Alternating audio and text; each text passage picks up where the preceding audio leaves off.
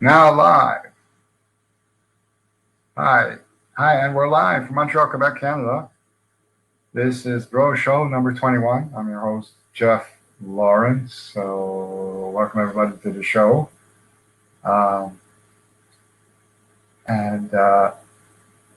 Yeah, so this week, Joe Biden met with Emmanuel Macron, and on the internet, all over the internet, is saying bromance. It's between the two of them, and how much different Biden is from Trump. Would probably say Trump was a real moron. Yeah, I know, yeah. And Biden goes, yeah. No, Emmanuel Macron goes, the Donald Trump, he was a real moron, eh? And Joe Biden goes, fuck, man, yeah, you're right. But we kicked his ass. Don't worry. Yeah. So one of these things I find both irritating and kind of funny, but more irritating than funny, that all the time, every time media, whenever two men meet who are famous and like appears to get along, or maybe looks to get along with everything, and whether social, political, or economic, financial, bromance right away. Everything bromance, everything's bromance. Like all the time, everything is yeah, it's a romance. Yeah, just why? Because I like the word romance. Like it's like one of the things both irritating and stupid and funny both at the same time. Anyways, I was in an accident about over 62 years ago, but then 9 months later I was born. A funny thing happened on the way to my near-death experience. I tripped in the tunnel. So I'm 62, and people ask me, you're 62, why do you want to be a comedian at 62? So it says, because being funny at 62 is better than being dead at 62, And, the first time seeing my doctor after I got on stand-up comedy 2 years ago, I told him I was stand-up comedy, and he says, bombing is not recommended. And so I'm getting my second shot, a Pfizer shot. I don't know. I didn't get it yet, but I mean, they say that for people over 60 plus, it's like who have got COVID have already pre-existing conditions, which begs the question, and this has been irritating me, bugging me for a long time. Why would a virus invade a body with failing organs? Like, I mean, if I was a virus, I want to invade a body with successful organs, not failing organs, Kind of doesn't make sense. I've lived all my life with Asperger's, and if I say while clearing my throat, it comes out like Asperger's. I got Asperger's, okay? You have a problem with that? All right. And everybody knows what Asperger's is. They read about it on the internet, and so it's not something you go and order it off the menu at Burger King. Because all my life, I never seen somebody go into Burger King actually say, I would like a double cheese Asperger's with a side order of obsessive compulsive disorder, please, on the side. Make sure you keep it on the side. Okay, that's the key. That's the key thing to remember here. Okay, the other thing is the thing about Asperger people. One of the characteristics that we're painfully honest. We have trouble lying or hiding the truth. So in grade 3, I was kicked out of class for yawning. I was put on the principal's 10 most wanted list as a serial yawner. Anyways, but I digress. You're getting old when, trespassing is not trespassing. It's Alzheimer's. But I mean, don't knock it. I mean, the good thing about Alzheimer's is that you're meeting new people all the time. So, yeah, and also like leaving your house, forgetting your car keys, and I don't know if this ever happened to you. So, I mean, tell me, like, has this ever happened to you? You know, and you find yourself in the moment saying to your spouse, honey, in order for this relationship to work, one of us needs not to be demented. You know, it would help. But, you know, yeah. And so you have to keep reminding your spouse of what day it is. And then even then you're getting into arguments, you know. And you confuse calendar dates with your blood sugar readings. You know, I don't know if that's ever happened to you. And you need to check your blood pressure as often as you used to check stock quotations before your last divorce. And, you know, and the only vehicle you can drag race it, mind you, this is not exclusive to elderly people, you know, in particular, but it's common among the elderly. The only vehicle you can drag race with is another electric wheelchair. And when Minute Maid is not orange juice, but how long your erection lasts. And when I stare off into space and people can't tell if you're catatonic or you're just daydreaming, you know.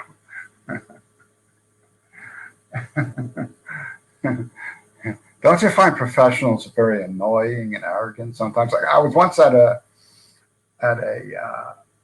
cocktail party, and so the reception ended. I needed a ride home, so I asked this plastic surgeon that I met at the party if he would give me a lift, and he says to me, "No, I don't do male breast augmentations." I mean, you know, what an asshole, you know. Anyways, we got a great show tonight, and we have two wonderful, beautiful ladies, Lacey Wilhelm, Lisa Wood, and also Anthony Slanda. And I'm going to bring one of them on right now. So hold on to your hats.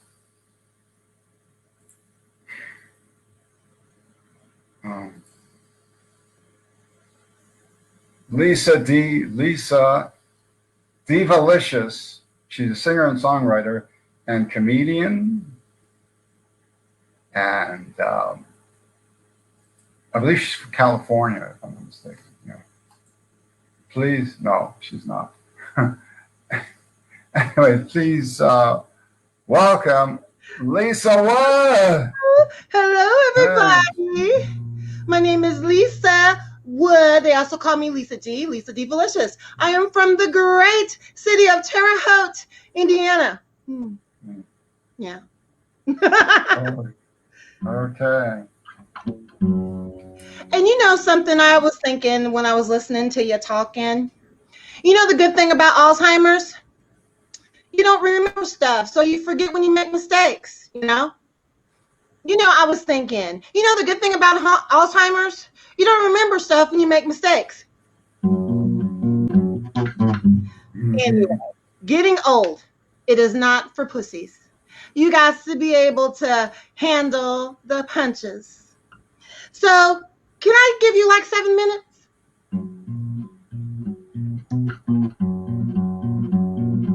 Come along with me and sip some tea with Lisa D.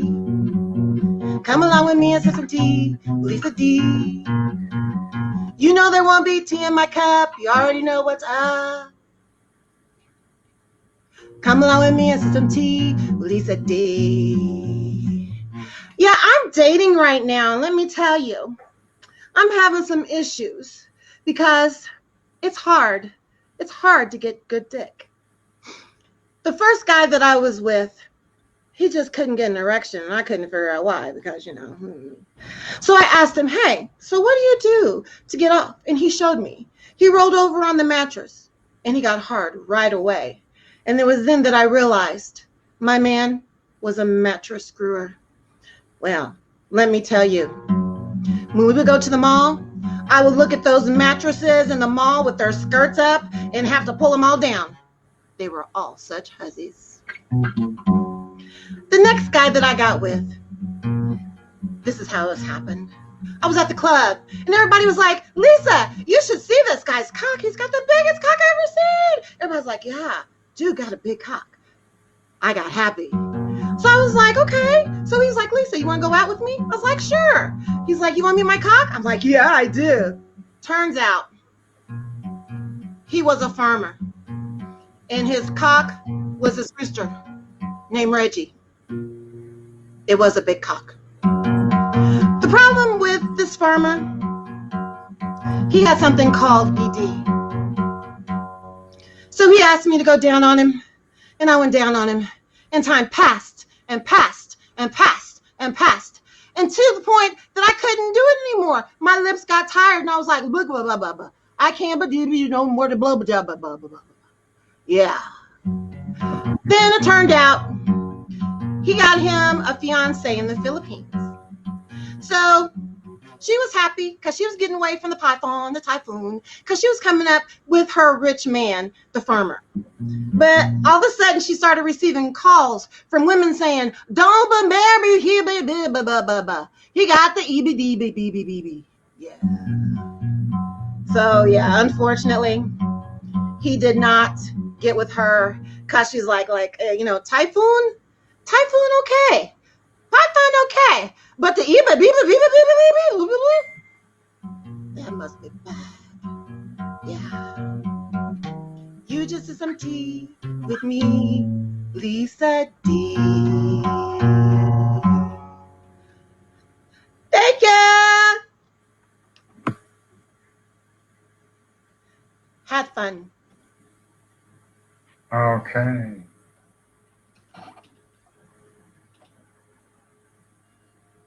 All right. Thank you very much. That was very good. Very good.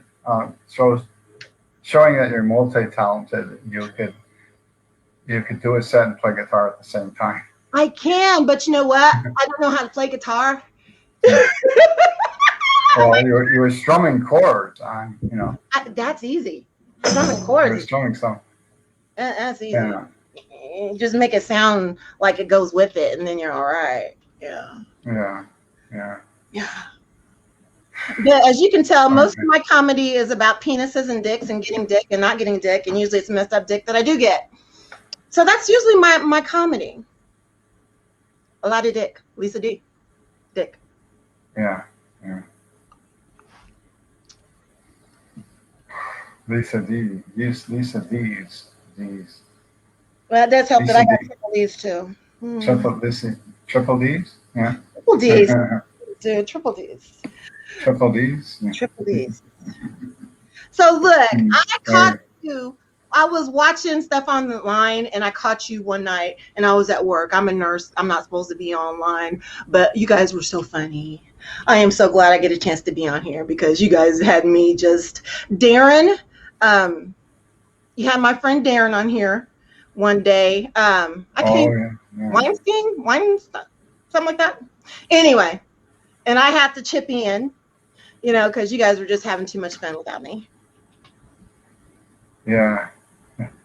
Yeah, Darren's a nice guy. Darren's cool. Yeah. Oh, me and him went to Vincent and did a show, and we got lost. I was scared, and he was trying to be adventurous. I'm like, dude, God, he was with a black woman in the middle of the boonies, in the middle of like white power nation, traveling around trying to take an adventure ride. I'm thinking I'm going to die, and he's just having a good time. And I'm thinking this is the last moments of my life, and I'm going to have to fuck Darren if I'm going to get my last fuck.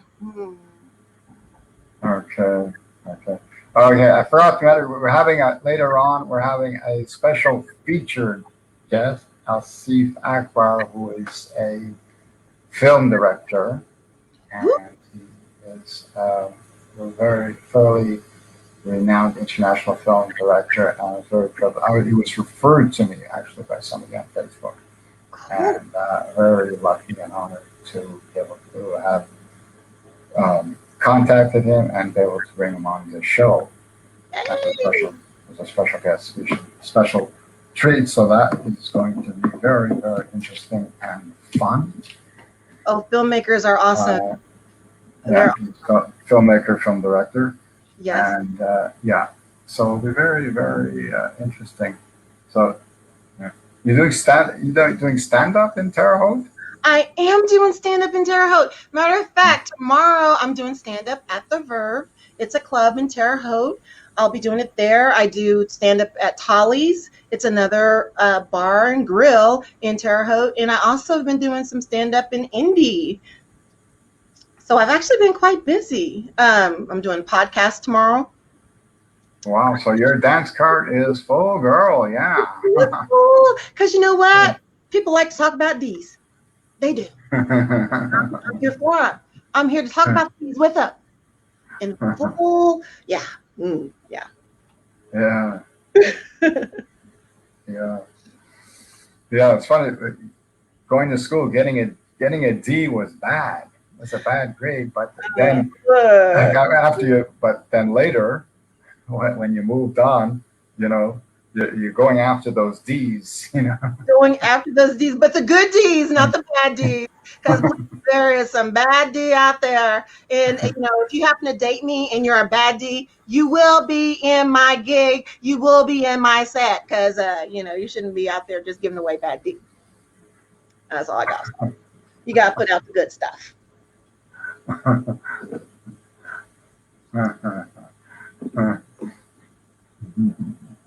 I will be sipping tea. Your D. Yeah. Yeah. Do you ever riff about bad dates or sexual experiences?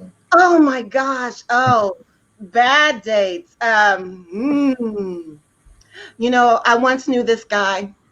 I like young guys. You know, I prefer younger men. You know, I got lots of life in me. But this guy, he happened to live with his mother.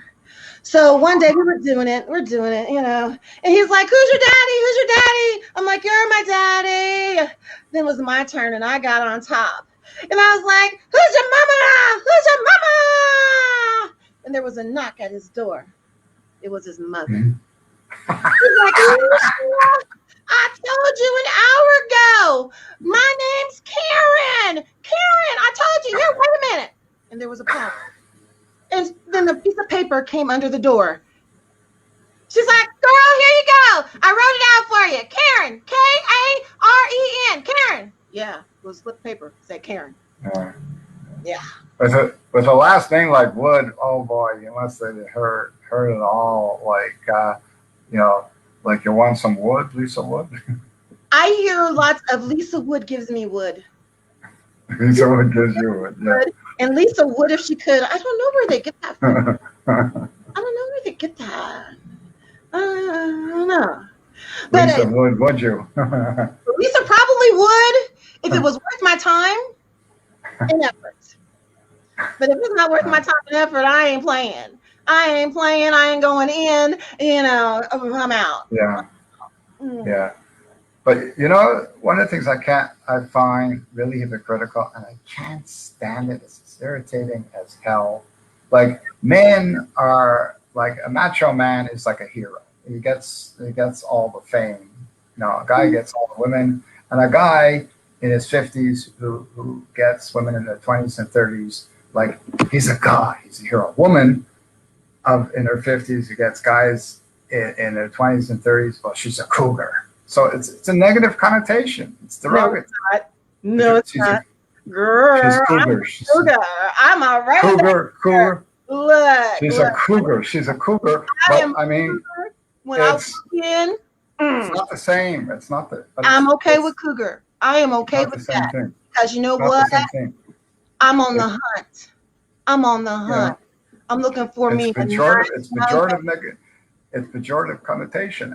And what's really funny, what's also very funny, is that like a lot of older women don't like being called cougar, are insulted. Like, let's say if they should meet a younger guy, date a younger guy, and if they're called cougar, no, I'm not a cougar. Why are you calling me? They're insulted. They're offended by the. Well, see, cougar. the male version of that would be a sugar daddy. Yeah. Sugar daddy, and I'm a cougar, meaning I don't take care of the man. I don't take care of the man. I've been dating a guy, 19 years younger than me for 5 years. So my sex life is fantastically great. It is. Woo. But I don't take it as a bad thing to be called a cougar, because you know what? I like younger guys. I mean, not too young. 20 years old, that's too young. But, yeah. I don't care about being called a cougar, because there's other things you can call me. It's what I answer to that matters. Yeah. Yeah. Yeah. Yeah. So, yeah. So, I mean, that's cool. That's like, highly doctor recommended, but, because guys, young guys need women who are more experienced than they are. Well, I have found that women get to a certain age, a certain point where they're as horny as a young man, and you need a young man. And it's not when a woman is in her 20s that fits. It's when you're in your 40s and your 50s that you say, damn, sex is good. And I want more. But then when you look at somebody who's 50, 60 years old, they're like, I can't do it right now. Can I give you an IOU? And it's kind of weird how nature does that. Yeah. Unfair, unless you go for younger men. Hey, all you women out there who are horny little things like me, get you a young man. You'll be happy and you won't age. This face, I'm not going to tell you how old I am, but black don't crack, and a happy keeps you young. I'm just saying. I'm just saying. Yeah. Okay. Yeah. So we're going to bring in our next guest, comedian, and I'm going to find her there.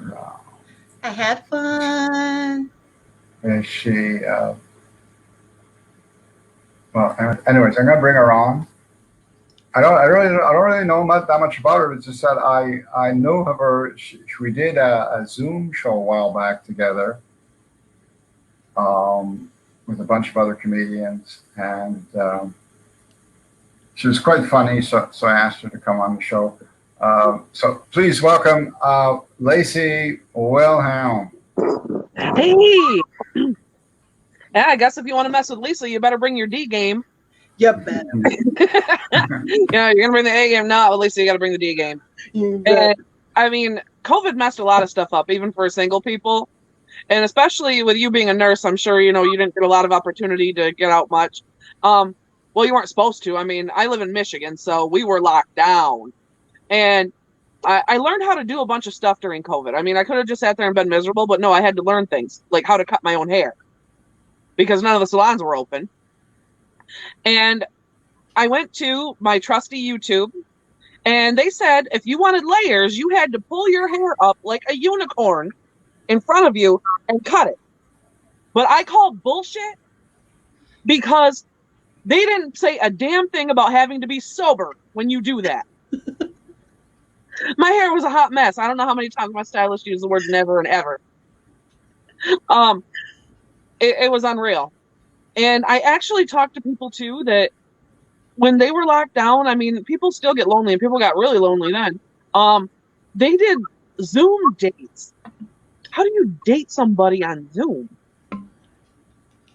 I've heard of online dating. Now, see, I've been off the market since pagers, so I don't know too much about it, but I do know that people do online dating. And I discovered a few things about online dating that were kind of important. No, give me your gun. Okay. There was 3 things that I found really particular about that. A lot of these sites. 1, you had to pay them. 2, they could reject you. So I'm going to stop right there. I mean, I live in Flint, Michigan, and I'm just wondering how the hell somebody can reject you from something you have to pay for. That would be like the hookers in my neighborhood. Oh my God, he smelled like cigarettes. I just could not even. Oh, please. $20 is $20. Never mind. I said my neighborhood. $5 is $5. Competition will always drive down the market value.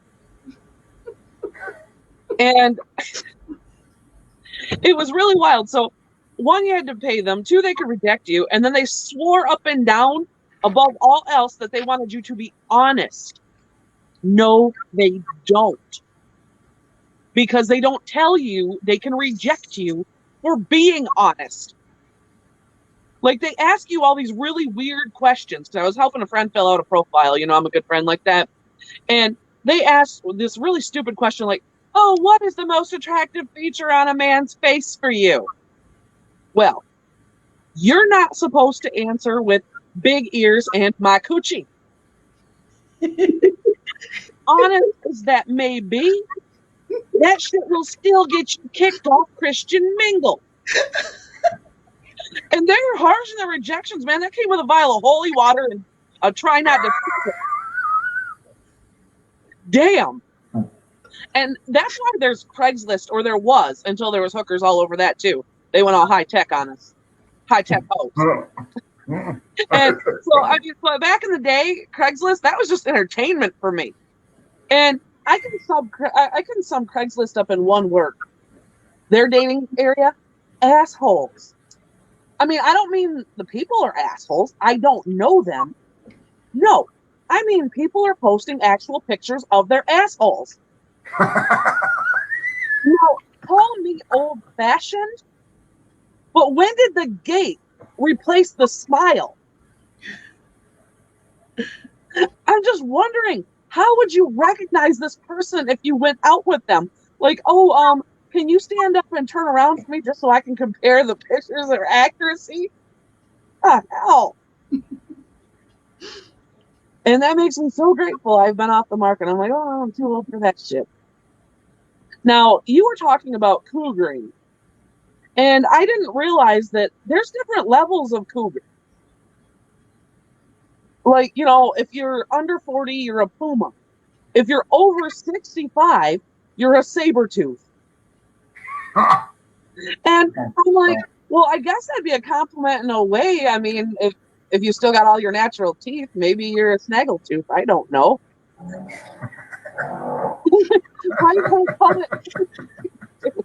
And I just could not picture myself with a dude much younger than me, because oh my God, I had this 20-year-old after a show one day. He's like, Lacey, if it doesn't work out with your man, who I've been with longer than this kid's been alive, if it doesn't work out with your man, would you consider me? I'm like, oh my God, Junior, go home. You give him a moral dilemma. He wouldn't know whether to punch you in the face like a man or put you over his knee and paddle your ass. Oh my God. You ain't right. And then I'm like, even if I was for any reason single, I still couldn't do it. Because, I mean, if we got down to the hippity dippity, because this little cherub had less, I could grow a more impressive mustache than this little bastard if I didn't wax the shit. And I'm like, oh God, where else are you bald? Holy shit. And, you know, I mean, if we got down to the hippity dippity and there was nothing down there, there's no way in hell I'm getting a moisty for something I think I might have to powder and diaper. Fuck that. Oh no, I cannot get down with that. And yeah, I'm good. And Lisa, you know how you said black don't crack? Well, chubby doesn't either, because I look a lot younger than what I am, simply because I'm chubby, because chubby has God's spackle. It fills in all the cracks and crevices. And I'm running out of time. Otherwise, I'd go on and on. So I'm actually in my swimsuit because I'm confident like that. Well, actually, I'm at the beach, my second residence. But I'm confident. So there it is. And I think I got like 15 seconds left. So I am not going to run the show longer than it needs to.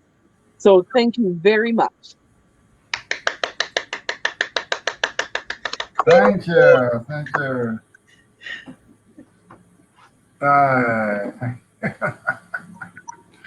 Well, that was really fun.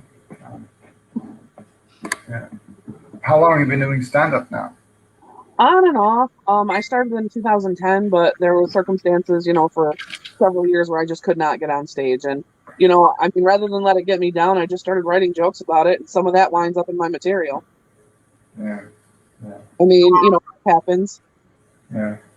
That guy you described, I'm picturing in my head a special needs kid, like, he talks with the list, like, lately, and something about how was the husband, would you consider dating me? Oh my God. I'm like, man, I'm going to wind up with my mug shot on the Michigan. I'm going to wind up on the registry. Like, oh, Junior. Is 21 the legal age in Michigan? 21? I believe it's 18. If you're old enough to sign up for the military and, take out a loan, I guess you should be able to get all the hoo-ha you want. No, but I mean the legal drinking age. Oh, legal drinking age, yeah, it's 21. Okay, so technically speaking, it's not legal. It's not a legal drinking age. He's not a legal drinking age. And I so you would be, technically speaking, he's asking you if you want to date a minor, Right? I'm like, you look like every bit of Class A felony. Keep it moving, Junior. Yeah.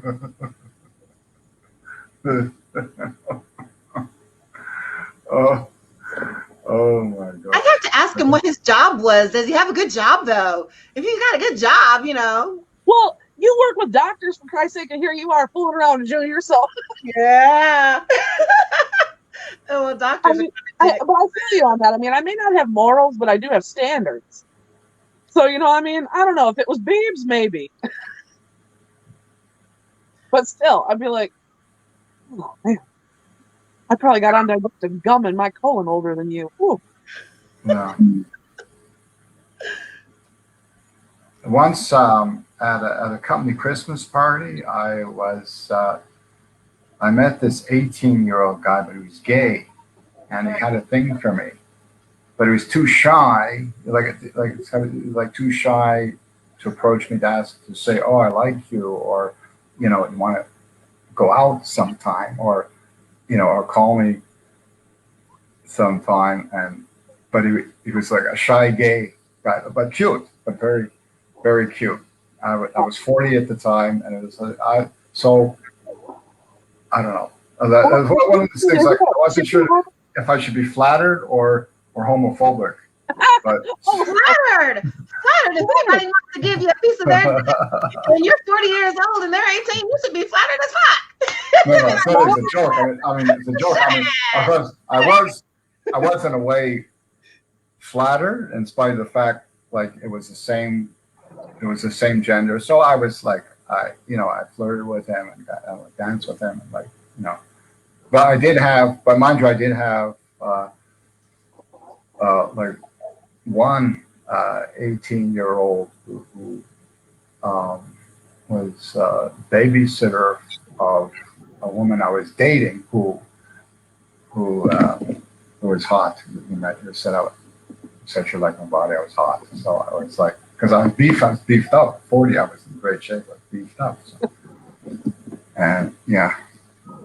Warning to all girls who date you: make sure you're a sitter. It's ugly. It's wrong. That's no banger. Don't have him come. You a banger. Yeah. I really funny. Once I was working at a company, and there was this 22-year-old blonde, 22-year-old blonde, and she goes up to me straight up. She says, "You like my boobs, eh?" it's your boob. It's my boobs you're attracted to, eh? Like, like she was just like she's reading my mind, you know. You know, that was a 50-50 question. You know, it's either my looks or it could just be my boobs. So I'm just gonna go for boobs, outside boobs, and you're usually right with the dude. It's either your looks or your butt or your boobs, pretty much. They don't even care if you look. If you got boobs and a booty. And hell, if you got a vagina, I mean, you could be 4'9", bald and toothless, and 400 pounds, and still get some. You can. Oh my gosh, guys don't care. They don't care. No, not at all. They'll fall for the wet spot if they have to. Shit. Yeah, But they got to be careful in July because there might be a couple of wet spots at 400 pounds and 4'9". You know, it might slip into the wrong wet spot. That underboob, that fupa. Ooh, yeah.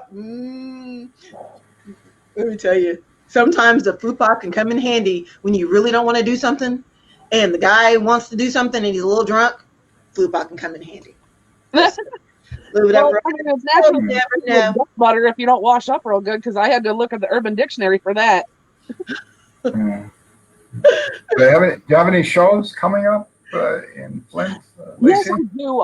The next one though is a private show. It's a roast, and it's a friend of mine and a fellow comic, and you know, I don't know how well I'm going to handle it, because it's like I don't know if I can be mean to somebody I actually like. I mean, people I don't like, I can do that all day long, but I'm like, how do you be mean to somebody you like? Mm-hmm. So I've been working with it and trying it, and I'm like, well, as it's him. Working on it. I mean, I've never roasted anyone, so this ought to be fun. Set your inner bitch free and roast the heck out of them. They'll appreciate it. Oh, yeah. I mean, you know, she likes tacos, and, you know, I think I could persuade her out with some carne asada. Yeah. Like, come on, fat girl, we got to do this. There you go. Here's some al pastor. Yeah. So about 2 years ago, March. No, it was March no, not 2 years ago. It was March 2020, early March,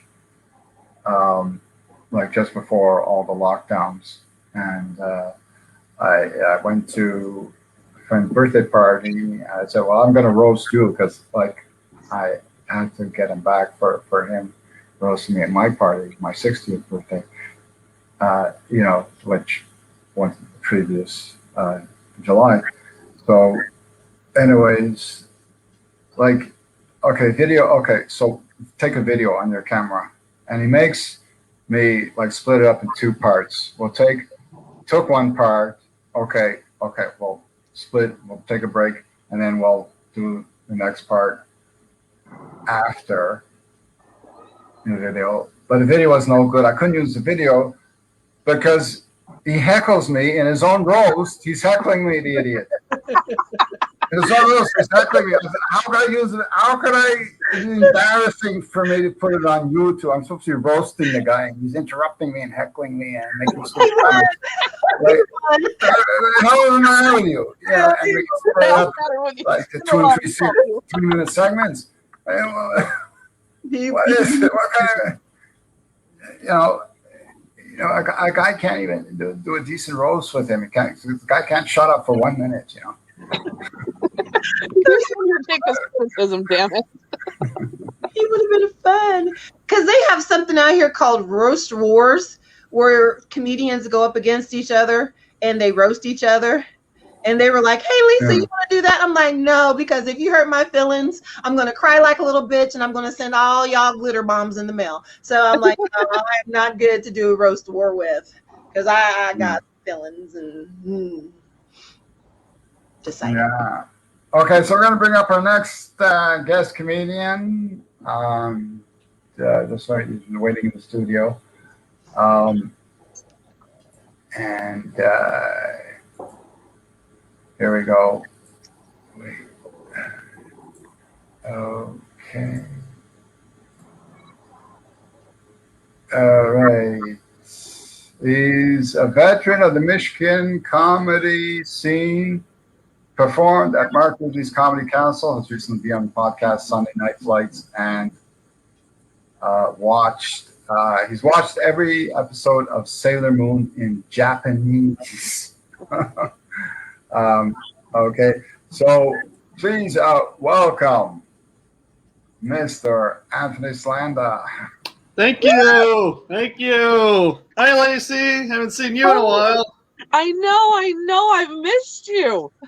I know I last saw you at one of the virtual nightcaps, but when I talk about seeing you in person, I am drawing a blank. It's definitely before the pandemic.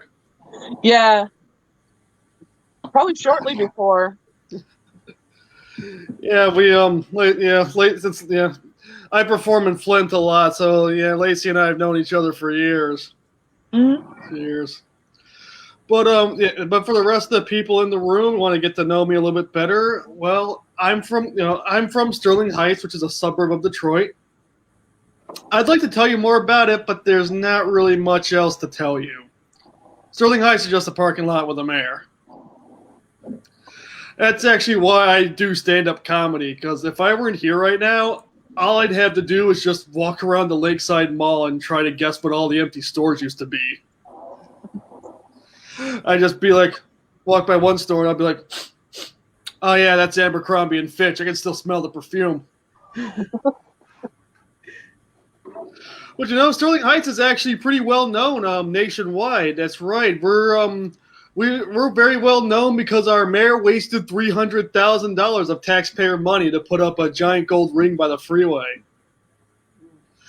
A lot of residents hate it, but I like it. It tells you a bit about the place and the man who runs it. Now you know the mayor of Sterling Heights is a millennial. So he built a monument to Sonic the Hedgehog. And if you think I'm bullshitting you, I'm not. Sonic the Hedgehog himself came to Sterling Heights right before the pandemic to visit it. Oh, geez. And he must not have been very impressed because when he left, it was still there. He didn't try to steal it and pawn it for a Chaos Emerald. Now, I specifically tell that joke just so I can see who in the audience had Sega as a kid. I'm sure there's somebody sitting in their underwear right now who grew up with Nintendo and just has no idea what the fuck I'm talking about right now. It's like this dude over here, he's talking about rings and Chaos Emeralds. If this show wasn't at Zoom, I'd be asking the bartender to take his car keys right now.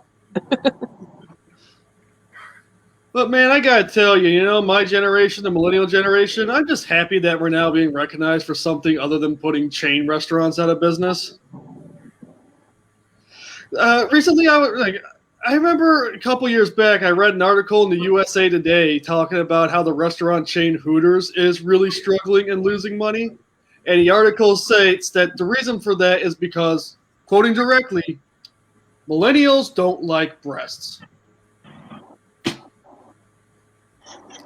I'm looking at that article and I just want to go, okay, boomer. Millennials not liking breasts is not the problem.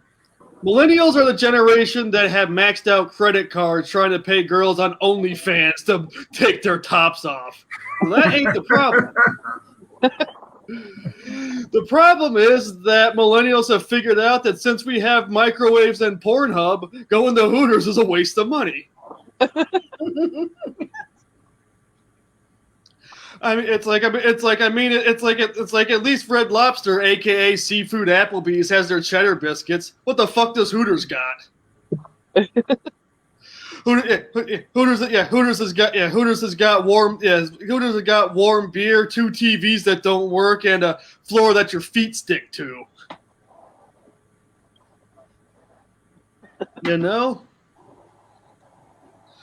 But man, speaking of business, in my home state of Michigan, the online sports betting company DraftKings recently got sued. They got sued because apparently they weren't paying out contestants their winnings. So you know what you got to do? Take those bastards to court and make it rain.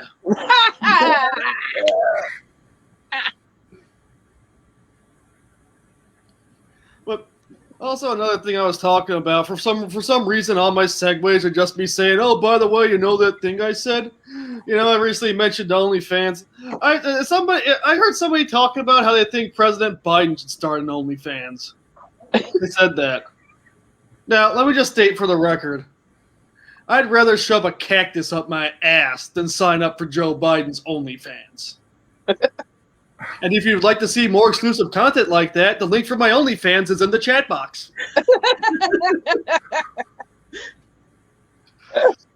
Yeah, so I'm not a fan of the idea of seeing Grandpa Joe on OnlyFans, but I don't think I'd mind if Governor Whitmer joined OnlyFans. I wouldn't mind. I'd pay $10 to get an exclusive look at Upper and Lower Peninsulas. Yeah. Totally, guys, totally. So also, it's like since I'm from Michigan, a general thing that I like to use to greet people is just to ask them what how their lockdown has gone. So like, how was your lockdown? For me, mine was actually really productive at first. Like the first couple of weeks, I cleaned my apartment the cleanest it's ever been. I put spark plugs in my car. I put together a bookshelf that had been in the box for 6 months. But after a couple of weeks, I ran out of chores, and next thing I know, I found myself reading an algebra textbook from front to back. Why? I saw that look Lisa gave. It's like, why? I don't fucking know why. I mean, in April last year, I didn't know if I was ever going to see the sun again. That does strange things to people. But it's like now that we're back out and I'm trying to think about stuff like I was talking to Lacey. It's like I can't remember the last time I saw Lacey, and I'm like, fuck, I can't remember the last time I was at a restaurant. I'm thinking like last February. I was at Limpuma's Coney Island. I ordered a bowl of chili, and the waitress gave me saltines instead of oysters with it. I was thinking about complaining because saltines with chili is bullshit. Of course it's always served with oysters. But then I decided, nah, I don't want to be that crazy cracker who bitches about his crackers. Ooh, I still like that. All right, guys. Well, I'm recording this set. I plan on sending it to my mom as a gift. It's going to have a little note attached that says, "Dear Mom, this is why you don't have grandkids." I'm Anthony Sandy. That's my set. Thank you. Thank you.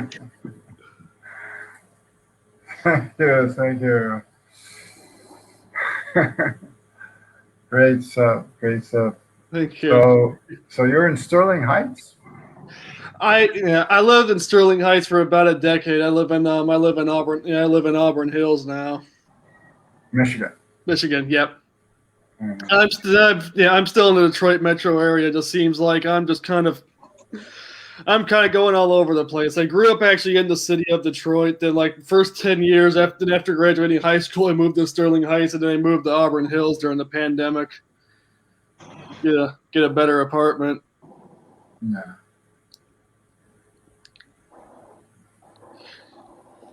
So it's like the funny thing is that gold ring actually is like probably the most controversial political issue in Sterling Heights right now. It went up like 5 years ago, and we're still debating. People are still having heated, contested debates about it to this day. Well, yeah, they were trying to name it. They were having a contest to name it, and Golden Butthole was winning. Yep. And they still call it that to this day. Golden Butthole. Probably. Yeah, well, it can't be called the Golden Butthole, so somebody's like, well, how about Gilded Anus? I can say probably 3 out of 5 times that I'm performing, and I do that bit about the Sterling Heights ring. Somebody from the audience yells, "Golden asshole!" Well, Anthony, if you go out to do it, you need to be dressed in like Liberace gold. Oh shit! Ooh.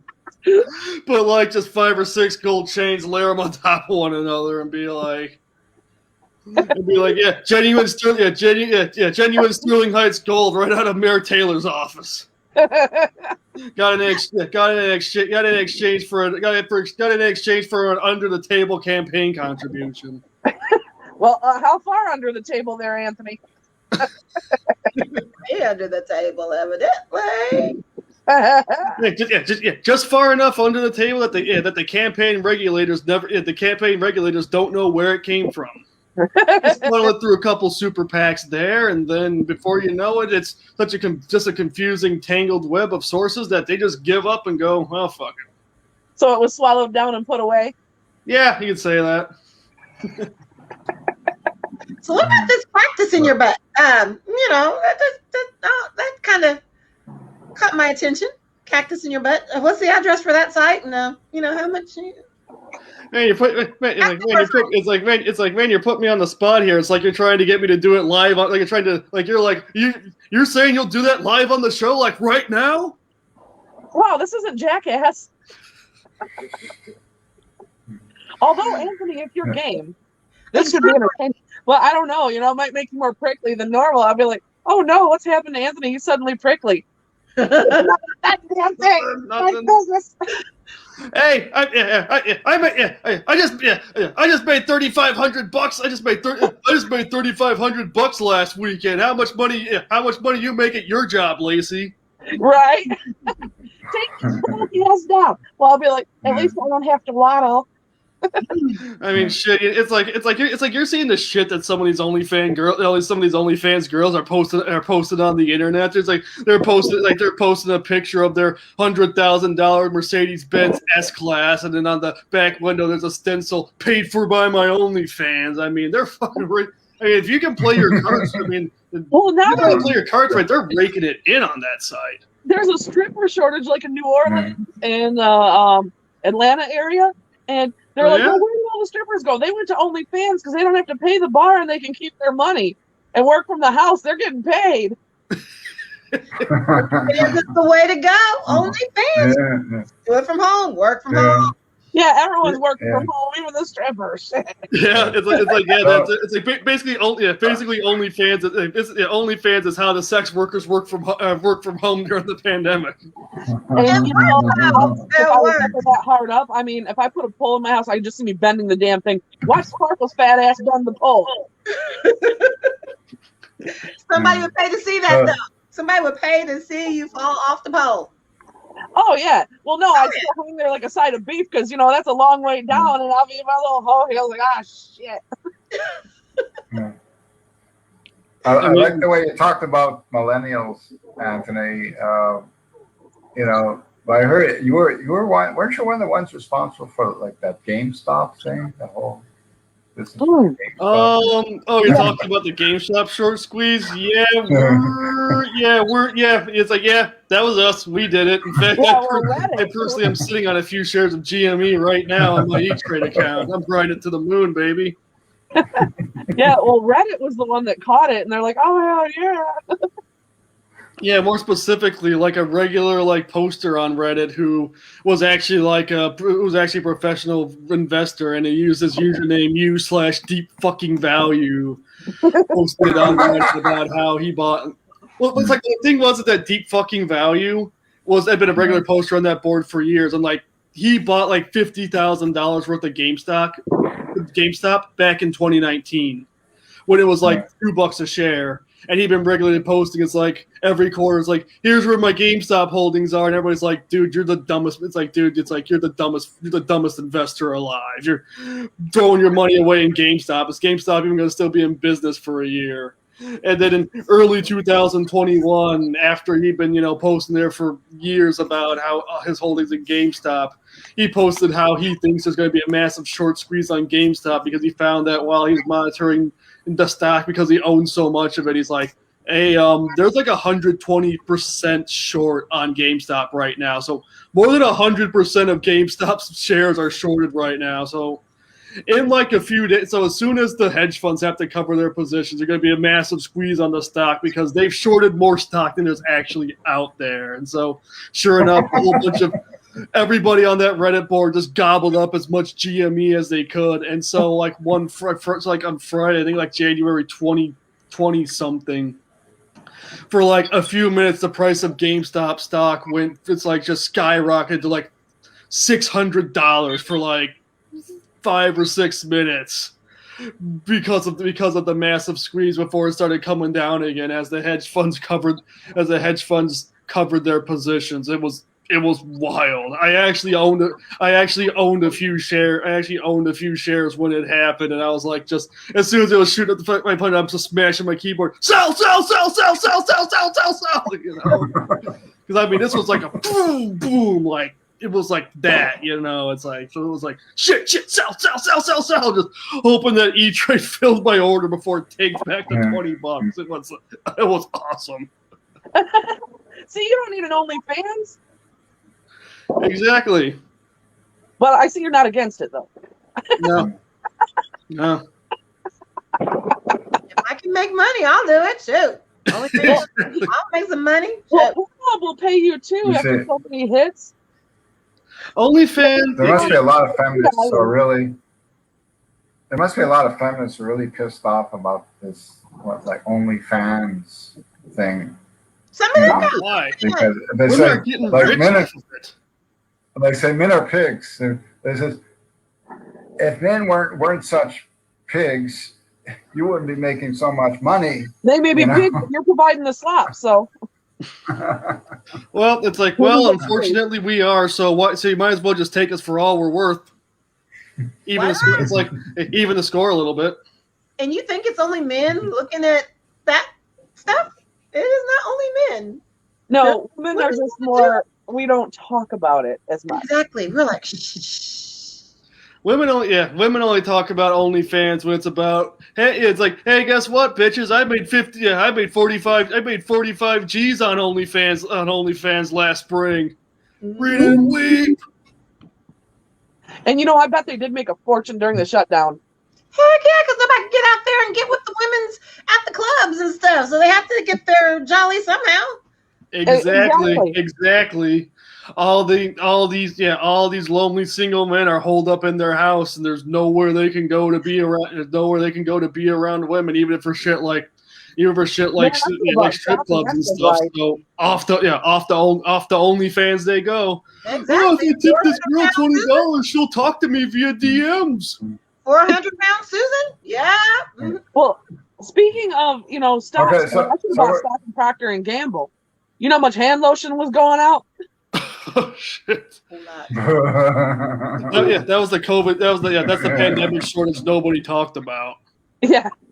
Toilet paper and tissue. So we're gonna bring on our special featured guest now. Okay. Asif Akbar. How you doing?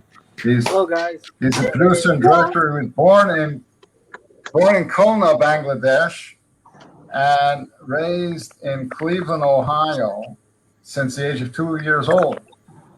Asif knew exactly what he wanted to do for the rest of his life and followed his dreams. Asif recently directed several television shows, short films, and feature films, including his latest International Festival award-winning directorial feature film Smoke-Filled Lungs and pilot Frontlines. So that's it. And he's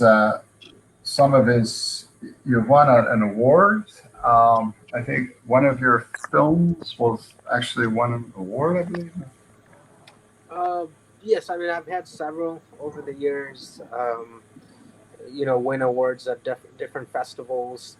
And at the same time, I do a lot of genre films. I've been very blessed enough to be able to do all kinds of different genres, from documentaries to horror films to dramas to action films and comedies, you name them all. Usually people get boxed into one kind of genre. And in the beginning of my career, I was starting to kind of get boxed into one, but then I said, no, I have to be versatile. And so I started diversifying the kind of work I did.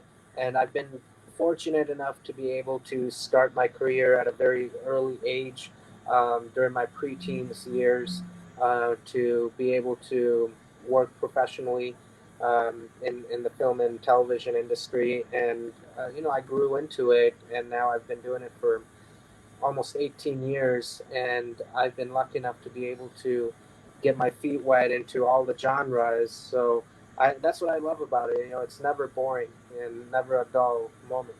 every day. Wow. Wow. Yeah. You know, Yeah. and it's interesting because I know, Jeff, you come from a comedy background, and part of I think what comedians have been doing recently is, and it's been like opening more up to platforms like Netflix or even like podcast shows like this, or YouTube, to where a lot of comedians are getting into producing and productions, like even yourselves. I mean, this right here is Yeah. a production in itself. So I mean, it's so interesting. Like, if you wanted to, you could make a documentary, or you can get into filming a movie, or being an actor. I think for all of us, it's very important to uh, be very adaptive to doing other things within the industry.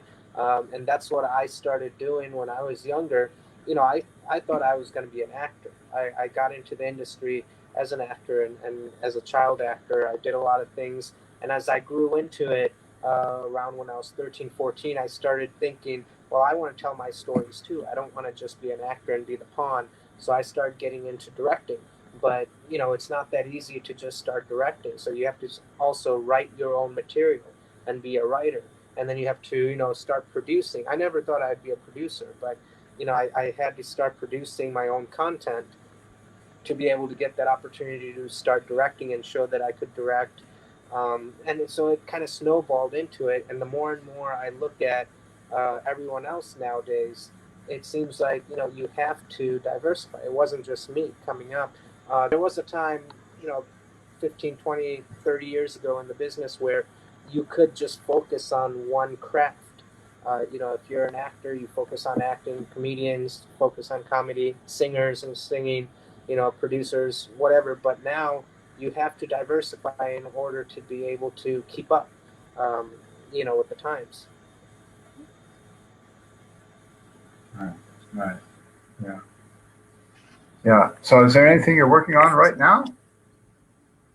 Yeah, actually, it's been a very exciting last several months. I actually wrapped up a horror film, actually two horror films in the last 1 month, and then I've had a film in post production.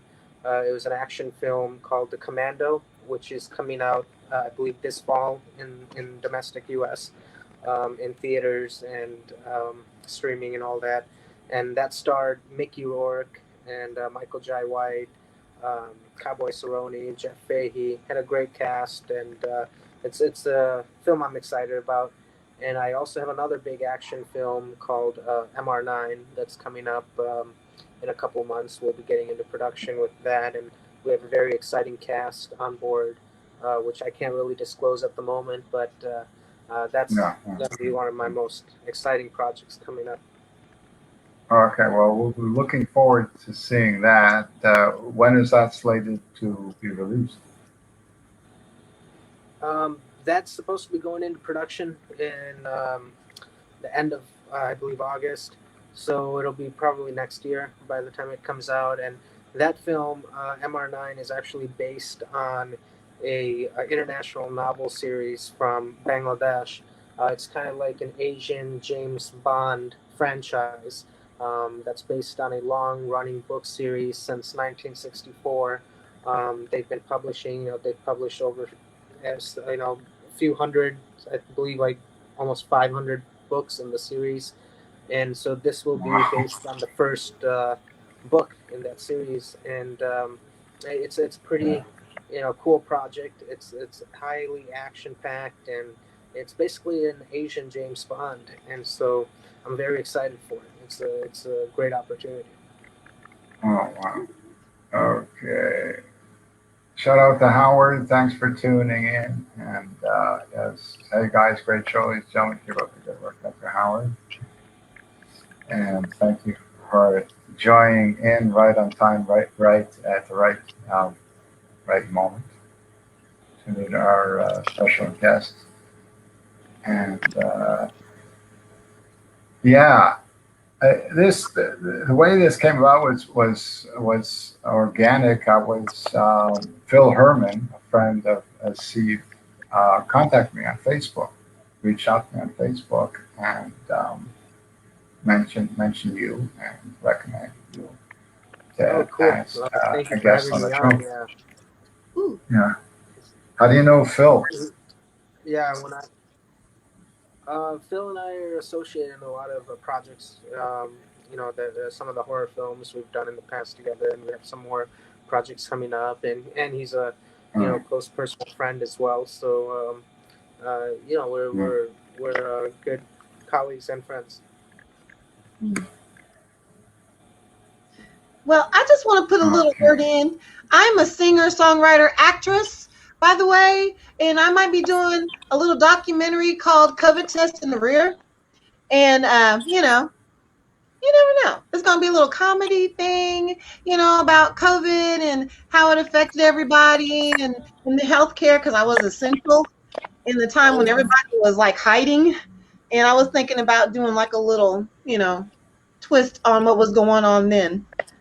What do you Wow, think? yeah, that sounds very interesting, Lisa, and thanks for sharing that. It sounds like something that people will want to see at this time and kind of get the humor side of it, and looking back, and you got to kind of laugh about it and move on at this point. You can't really dwell on what happened. At least we take what we've learned from this past year and be grateful for what we have, and just move on to the future, and at least now we can be prepared for a pandemic um, that just happened. I don't think any of us saw this coming in every way.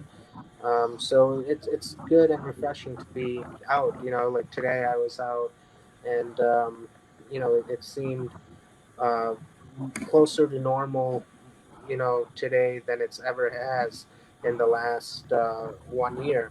So it's nice to be able to see that people are able to kind of move on and almost get closer to normal, because even a few months ago we weren't sure if this was anywhere near sight. So I think the timing is definitely right for what you're trying to do. So good luck with you on that project. Hopefully it does well. Thank you. See, I Hi, Lisa. understand what you were saying. A friend of mine, I mean, he met me through comedy. He writes and produces films as well, and directs them. So I understand what you mean about versatility. Yes, yes, and Um, I mean, he wrote the script, he produced the movies themselves. One of them is now on Prime, and I mean, I've worked with him before because I act as well. So it was always interesting to see how many facets and how many hats he had to wear to make this happen. And unless you're absolutely committed, it's not going to work. right. No, you're absolutely right. And what's interesting is one of my idols in the film industry growing up was I would say Charlie Chaplin. From 100 years ago, uh, during the black and white era, and then a lot have followed since him and still have today. But if you think about it, over 100 years ago, Charlie Chaplin was an innovator, and he had more versatility in his crafts than almost anybody in the film world. I mean, he was an actor, director, producer, comedian. He played music. He was just a performer, an artist Hmm. that And all just knew around his entertainment. craft all around, Hmm. and that carried over to what that made him one of the best, filmmakers, artists, comedians, actors in the world, rightfully so. And you know, he was ahead of his times. But Hmm. now it's a little bit more welcoming for everyone to seek that kind of diversity in our field. But I do remember a time, even with me growing up into the industry and in the business, people used to kind of I guess uh, look down on you know, some of us that tried to do too much. They would say, "Oh, you don't go for versatility. You need to focus on one craft, one path. Stay in your lane." Yeah, stay in your lane, exactly. And in some cases, I could see where they were coming from, but just in today's world of where we are in the industry, it just doesn't work. Um, you know, you can't be consistent being in just one lane. You have to be in multiple lanes and be able to handle and adapt in multiple lanes. And as long as you're happy doing what you're doing within this industry, then you know you should be able to adapt and doing other things and being a part of this art. Yeah, and you know, I mean, it's like even in a normal job, you know, sometimes you have to know other jobs that aren't necessarily what you're supposed to do. But in Exactly. order Yeah. to make your work successful, you have to. Yeah, and it kind of, you know, makes me think back to like when we were in school. We would think back to like high school and, you know, algebra, calculus, geometry, or anything else, the science stuff. We would think back and say, you know, why would we want it, you know, need this? We would never use this in our lives, and we would think like that. But if you think about it, you know, you really do need evident any kind of knowledge, and, you know, gather throughout your experiences, because those are tools that we're able to use. When I went to film school, I was happy to be able to take psychology classes and other different, you know, even math classes that actually are tools. A lot of times geometry comes in handy like film. So you utilize it. You know, you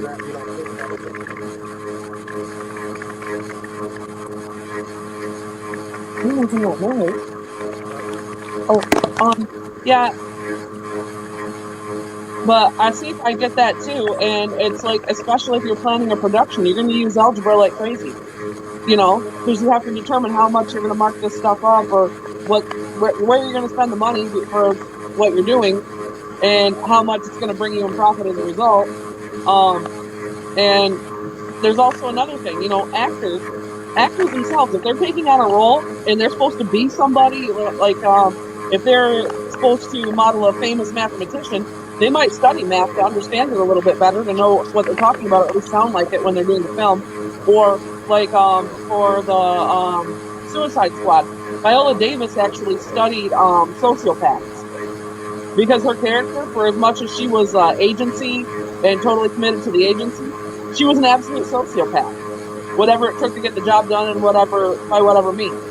And so she actually read a book on sociopaths and their behavior to understand them a little bit better, to do the character better. So, you know, things you don't think you're never going to use. Exactly. And sometimes you have to draw on it to make the production successful. Oh, I can't hear you. Yeah. I don't know what that background noise is. It's not coming from here. Yeah. Not it.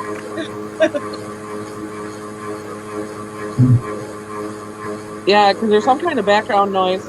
But I'll see. It was a pleasure to meet you. Thank you, guys. Sorry, I don't know what that noise is. None of those noises. Coming from some sort of station or something. But, thank you for having me. It's a pleasure being here. And, you know, hopefully we'll Congratulations on your film success. Yes, Congrats. Congratulations. Good luck. Good luck. Yeah. Okay, now it's slowing down. Okay. Like a winding. Anyways. Yeah, I hear it too. It's not me. No, it's not me. Yeah. You didn't say it's not me. I mean, No. No. Oh, okay. Just a glitch. Yeah, yeah.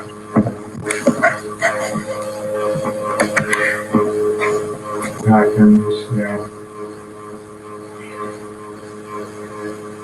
But I like him. Well, He's really interesting.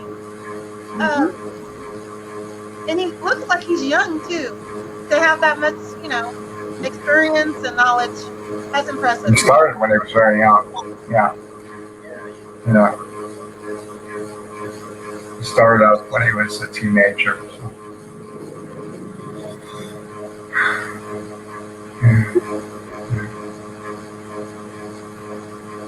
Yeah, you like those young ones though. Not me. I had to be playing hopscotch in the park, and he rolled over the minivan that said free candy, and I was Look, wait a minute. When you get to a certain age, you don't want your age, trust me, because they don't work. They're broken. Most are broken. You know, it's like going to the sales section of the dish department. You know, yeah, there's plenty of it there, but most of that stuff's broken. That's in the package. You want to go get you something new. Men have been doing this since the dawn of time, and sometime in the 2000s it became socially acceptable for women to do it too. It's only natural. It's only natural. But here's what I got a question from men. Why are men the ones that want to have a threesome when they can barely handle a twosome? Why do they think you want a threesome when you can't even do a twosome? You can't even do a one-some right. I mean, come on. It's all about a numbers game. We always want more than we can handle. That's why we always overeat at the buffet, and why we got to drive 1-ton pickup trucks with 6-inch lifts on them. We always have to have extra. Being modest and actually being honest is like it's like almost like, you know, we take it as a point of shame or something. I'm so weak. I'm so weak. I actually drive a car that fits in a standard size parking spot. I'm such a pussy, you know. That's America these days. That's America in the age of Trump. Okay, so men aren't big. They're just green. Yeah, pretty much. It's one-upmanship. It's like they're in competition with each other. It's like, oh, I dated a stripper last night. It's just, so what? I had a threesome last night. You know. Yeah, I mean, come on. If we're talking, if you're at any high school reunion, there's always at least two guys in there who have some story about how they banged the principal's daughter, which may or may not be total bullshit, depending on what they specifically said they did with her. Yeah, I went to a church, and the minister's daughter, all the men were talking about how they had banged her and stuff, and I want them to know, not all you guys banged me, by the way. Yeah, it was the minister's daughter. Not all you guys did, but a lot of you did. But not all of you did. Praise the Lord. Praise the Lord. Yeah, because let's face it. There are plenty of dudes who like to brag about their conquest. That just, as soon as I hear it, I'm like, yeah, I'll take shit that never happened for 600, Alex. Yeah, well, that, and you know, like women, if a dude's walking around saying he banged him and he didn't, you know, that chick can always be like, yeah, that was supposed to be the best 30 seconds of my life. Mm-hmm. Hey, still counts. It still counts. As long as you actually manage to get it in there, that's good enough. No, that's the only standard we have. Oh, okay. So that's just standard. Like 30 seconds is okay. No, it's not. I'm just simply saying, if you at least had managed to insert it in there, you could technically say, yeah, I totally banged so and so, even if it's like I stuck it in, pulled it back. It's like I stuck it in, pulled it back out, and just blew at that point because I can't hold it in. I mean, you know. Yeah, that is a you don't have to tell people about those other details. That's where men just make shit up. It gets erased from the memory of the female when it's only a couple of seconds. It's like, oh, what happened? What? That didn't count. Mulligan!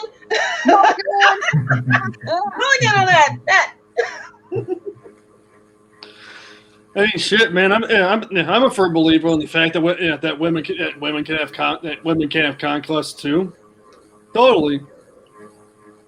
Especially if it's the point where the woman picked the man out. It's like, No, dude, that is not your conquest. That is her conquest. She is fucking you at this point. Exactly. It's like you can't say a goddamn word. You're a notch in her belt, you know?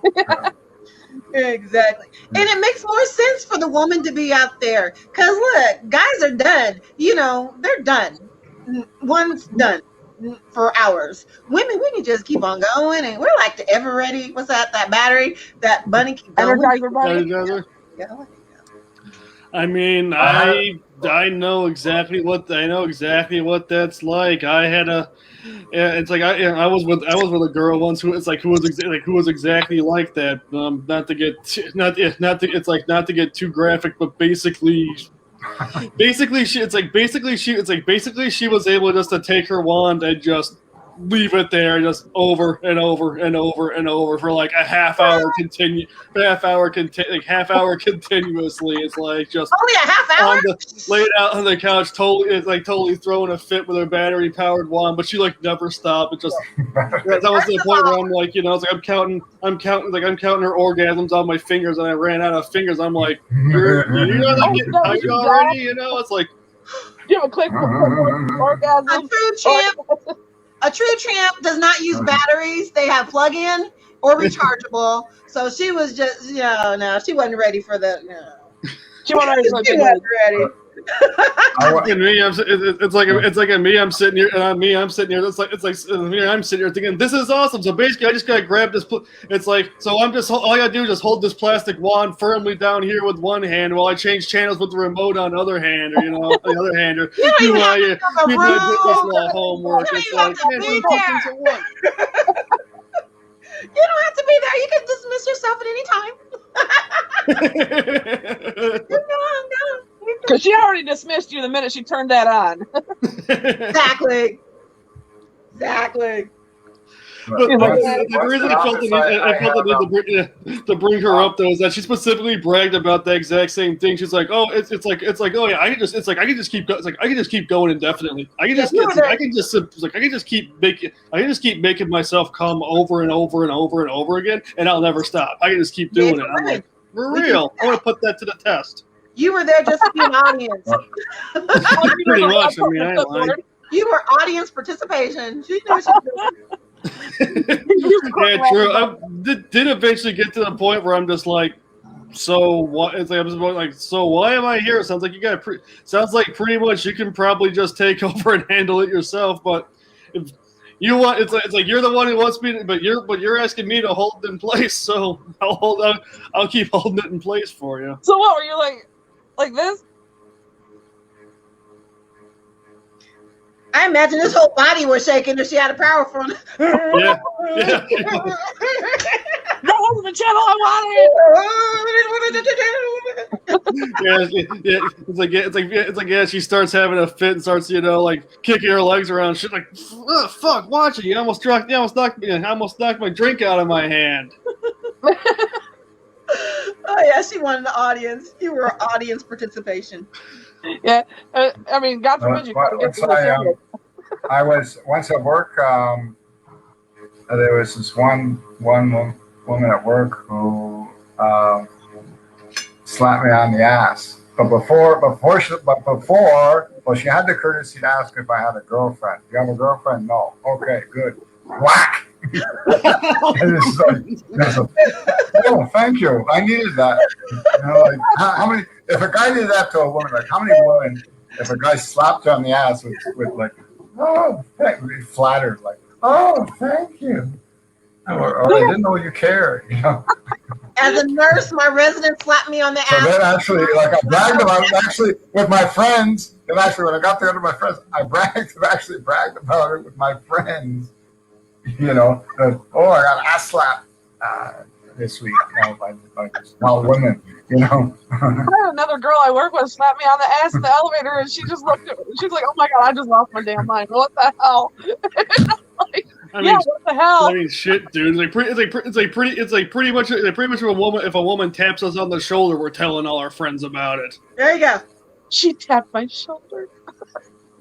She tapped my shoulder. No, that could be anything. That could be like, hey, like move. You're in my way. Like, You know, like It you're blocking counts. my view. Even if it's just because you're in her way, it still counts. It You're counts. blocking my view, like the guy. I can't see a guy saying, "Oh, I've been waiting all my life for this to happen. Thank you very much. I've been waiting for you to tap me on the shoulder, like ever since you walked into the room. Really, I can't thank you enough." I mean, that's one of the reasons why I can only imagine what it must be like to basically. It's like to be a layman in like the rich, to be like a layman in the rich parts of Los Angeles. It's like specifically because it's like you're having one of those stories every day. Like, oh my God, guys, you won't believe what happened. Scarlett Johansson pushed me out of the way on Rodeo Drive. Holy shit, guys! I got touched by Scarlett. Oh my God!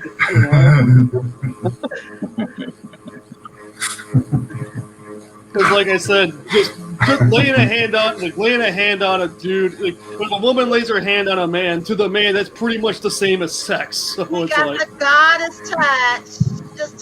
Just touch the hem of our garment. Yes, we got the goddess touch. You guys are just like,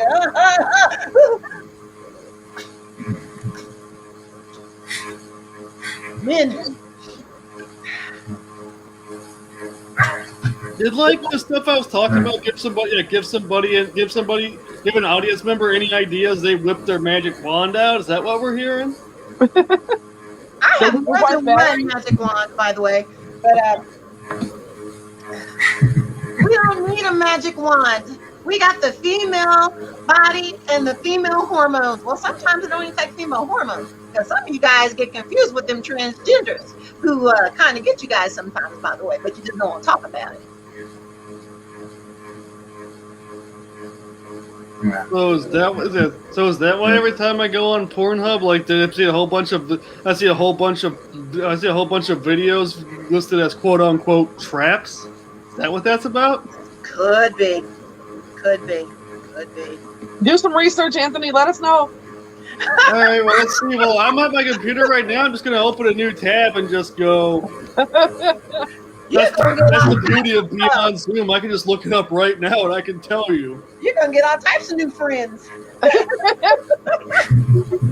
Gonna be like, hi, my name is Stephanie. You're cute. Come stick this cactus up your ass for me. Don't tell those jokes on TikTok. You'll have a comment section full of people calling you a transphobe. I know, but you know what? I you know, hey, it's Gay Pride Month. I'm an ally. I mean, Me I too. have no problem with that. Me too. None whatsoever. Actually, a girl came up to me. I did a show, and a girl came up to me and said, "Lisa, will you give me a kiss?" I'm like, "What are you talking about?" I didn't know who this chick was. She's like, "Just kiss me. I'm confused." She's like, "I'm so attracted to you. I don't know what's going on. So give me a kiss." Let me just say, I kissed a girl. It did not taste like cherry chapstick. It tasted like beer. But did you like it? And it was not good. She could have used some cherry chapstick. But I did kiss her. And I think she's still confused.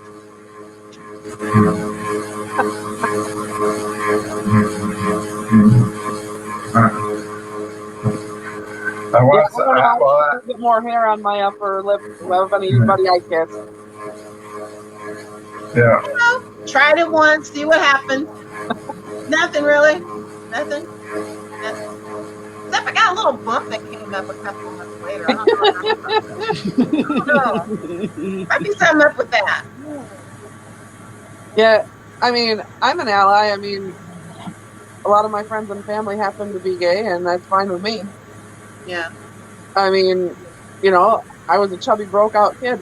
You know, who was I friends with? The gay kids. And still to this day, and they're still awesome, and, you know, let somebody say something. Exactly. Well, I mean, I have the best relatives. skincare and hair advice. Oh, my gosh, yeah. If you want to dress for something, take a gay male friend with you who's about style. Oh my God, you'll be going out. Yeah.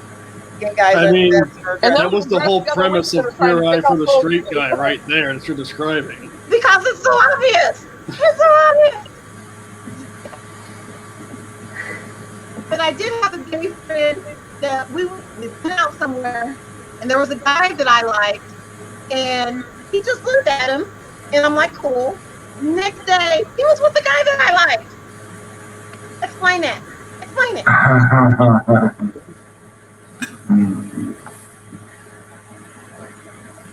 Took my man. That was my man.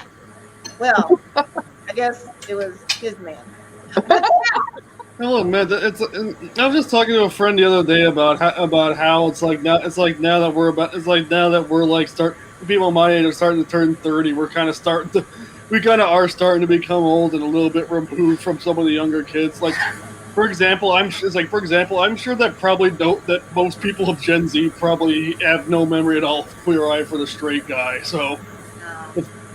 I was telling a joke. It's like probably for that same reason. If I were just talking about that, and if I was talking about that on TikTok, maybe people would probably call me a homophobe. And it was a very good show. Very popular show. I mean, I watched it all the time back in the day.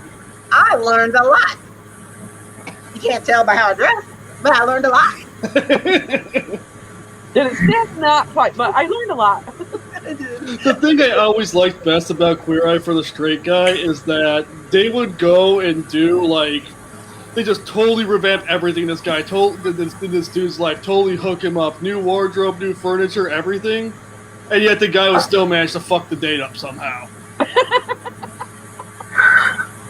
And then it just showed the four hosts that watched them be a live stream. They're like, "No, you fucking dumbass! No, don't shave your mustache like that.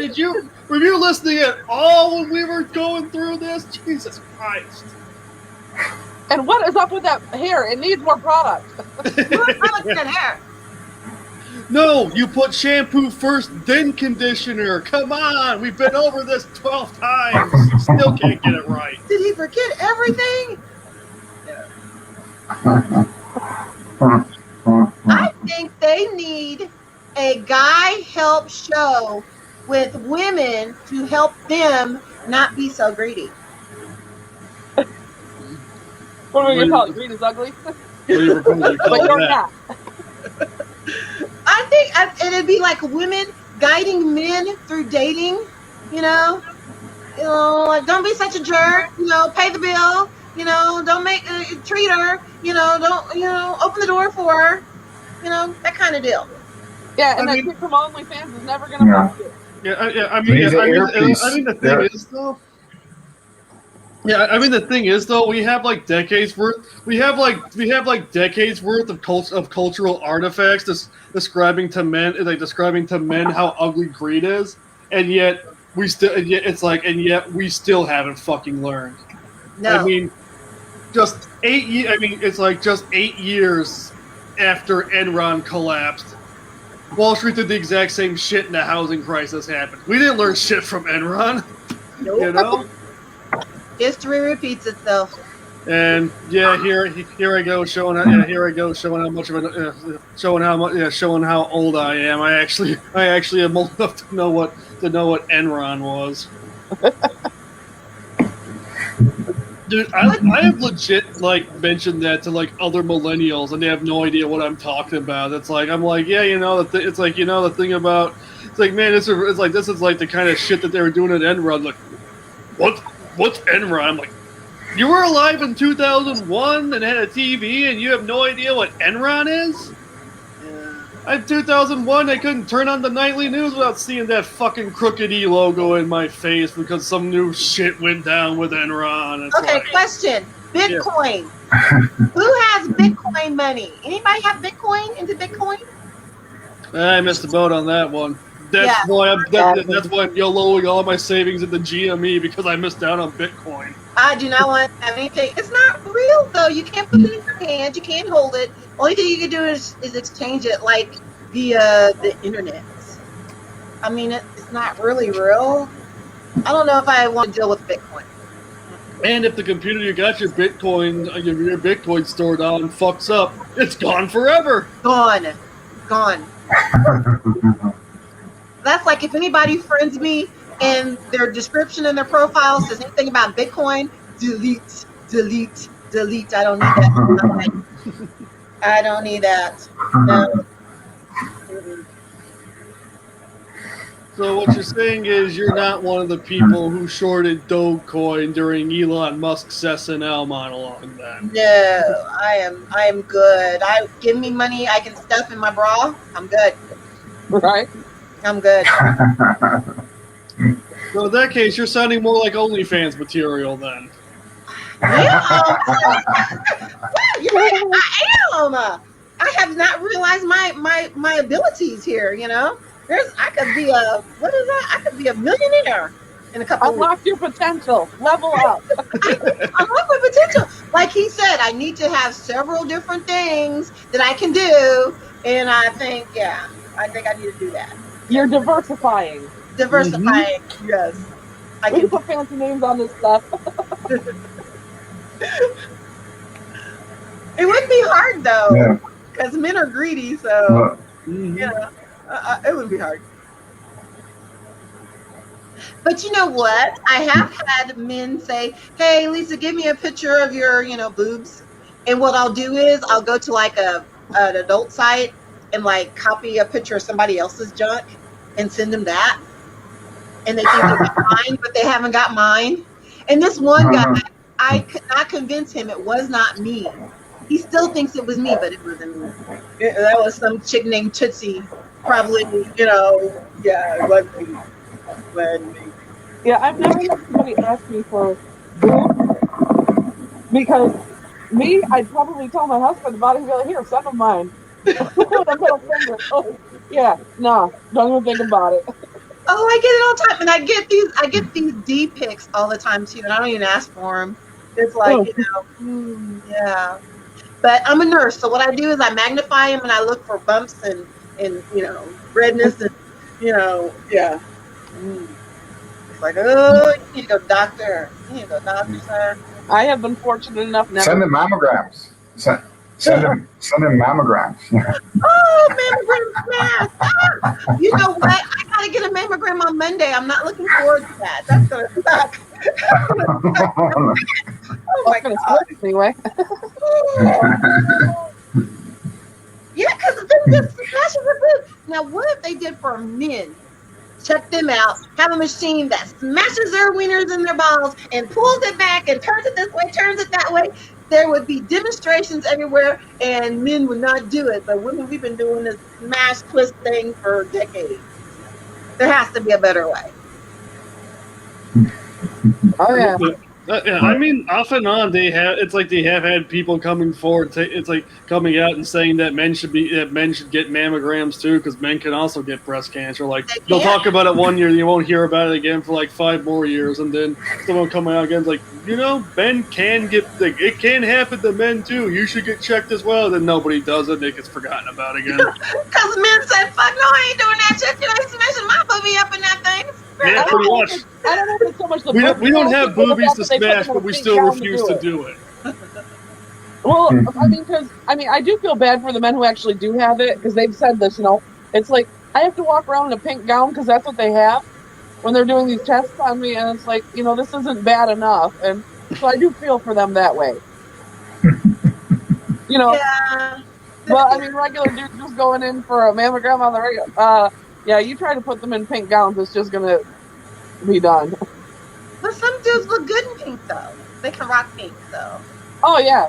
Well, but if you tell them it's salmon and it's cute, they're a guy. They don't do cute. It's ruggedly adorable or nothing.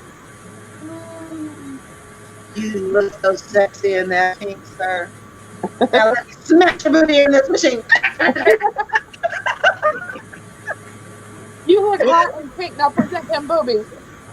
There you go. Now stick your booby in there and let's smash it. Well, at least we don't have to do prostate exams. That would suck too. I don't know. Well, I don't know. And it's even worse if you're like if you're a dude with a history of heavy drug abuse. Like I remember it's like in Ozzy Osbourne's autobiography, he wrote about how when he went in for his when he reached to go in for his prostate exam, because of the fact because of all his crazy drug use over the years. His body has such a immune to it that they actually couldn't put him down for his prostate exam. It's like they gave him the regular dose it would take to knock a normal man out, and he's just sitting there like, is it kicked in yet? And they're like, all right, double the dose, and he just sat there like, is it kicked in yet? I'm still awake. And then they pretty much they gave him enough gas to put down a horse, and he's just still sitting there, kind of out of it, but still like, but they're just like, Jesus Christ, we give you more gas, and we'll kill you. And he's like, oh no, I'm still with it. You gonna stick the finger up my ass or what? Had on that for Christ's sake. I mean, if you're wrong celebrity, you might get bit by a gerbil. Hey, you never know. You might find bat parts in there. Just like. They were like, oh, that was the 80s. My bad.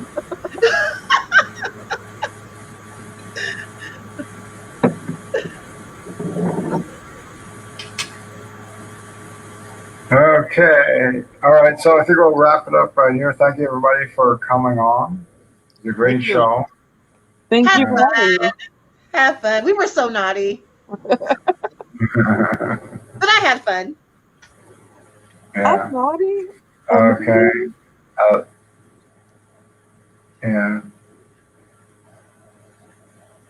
Yeah. I'll remember to take my vitamin D's. My vitamin D3. I'll think of you. And vitamin D's. Triple D. Look, I know Lacey got some triple D's too. Jesus. Yeah, D. It's the swimsuit, baby. It's accentuating. Your girls have been saying hi the whole show.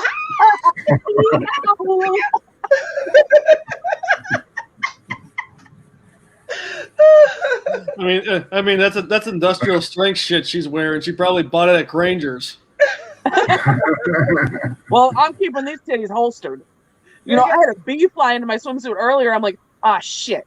If I scream, people are going to notice. And if I have to pop a titty out, they're really going to notice. Because it went right down the front and it was down here. I'm like, no, my titty. Yellow jacket. And I'm like, okay, if I scream, I'm going to draw attention. And so I'm trying to get it out. I'm like, put the titty out of here. Like, get this damn thing out. Girl, I would have been a screaming fool. I wouldn't care. I'd be like, get this thing out of my titties. Everywhere. Get it out of my titties. I'd be asking people to help. Get out my titties. Get out my titties. I would not care. Pick up my titties. Ain't messing up my titties.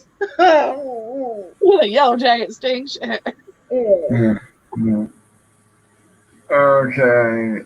Thanks, guys, and have a good night. And that's it. Have fun, whatever you're doing in the shows, and that's it. The shows and the Zooms and everything. Thanks for the invite. Thanks for having me. Nice meeting you all. Nice meeting you too. Meeting you too. Bye.